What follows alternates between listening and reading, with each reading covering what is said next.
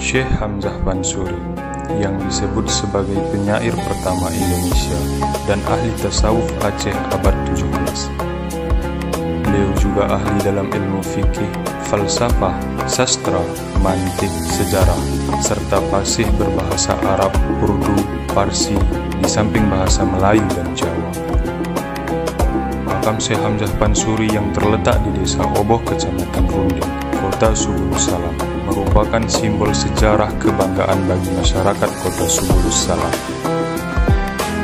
Makam Syekh Hamzah Bansuri sering dikunjungi wisatawan lokal maupun mancanegara di berbagai kalangan, pelajar, mahasiswa, dan masyarakat umum untuk berziarah.